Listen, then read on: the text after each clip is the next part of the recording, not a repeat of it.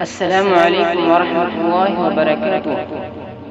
دوستو، ایک مرتبہ ایک شخص حضرت بایزید بستامی رحمۃ اللہ علیہ سے ملاقات کے لیے اپنے وطن سے نکلا۔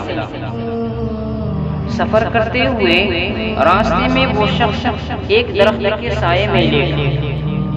اس نے دیکھا کہ درخت کے اوپر دو چڑیا آپس میں بات کر رہی تھی اور یہ شخص چڑیوں کی بولی جانتا تھا۔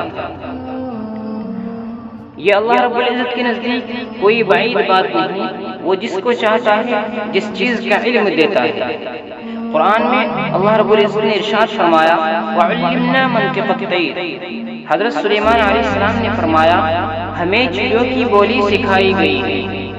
الغد، وہ چڑیاں آپس میں بات کر رہی تھی کہ کیا تم جانتی ہو یہ شخص جو پیڑ کے نیچے لیٹا ہوا ہے کہاں جا رہا ہے؟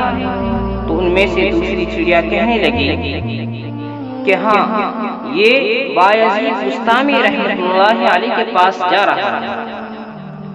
تو وہ چڑیا کہنے لگی کہ ان کا تو انتقال ہو گیا۔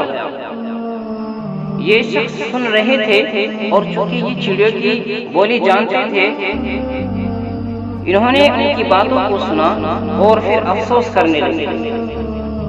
پھر انہوں نے واپسی کا ارادہ کر لیا کہ جب ان کا انتقال ہو گیا تو پھر سفر کا ارادہ کر کے سفر پر آگے نکل کر کیا فائدہ۔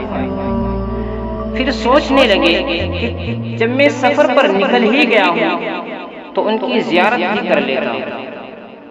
پھر سفر پر آگے چلے۔ حضرت بایزید بستامی رحمۃ اللہ علیہ کے پاس پہنچے تو دیکھتے ہیں کہ وہ تو باحیات ہیں۔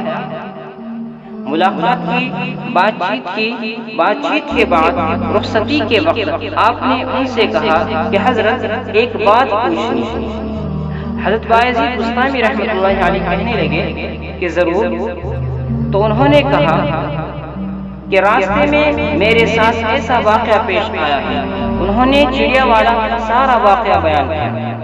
حضرت بایزید بستامی رحمۃ اللہ علیہ چونک گئے اور آگے دریافت فرمایا کہ یہ بتاؤ کہ یہ واقعہ کس وقت کا اور کس دن کا ہے؟ تو انہوں نے کہا کہ یہ فلاں دن کا اور فلاں وقت کا واقعہ ہے۔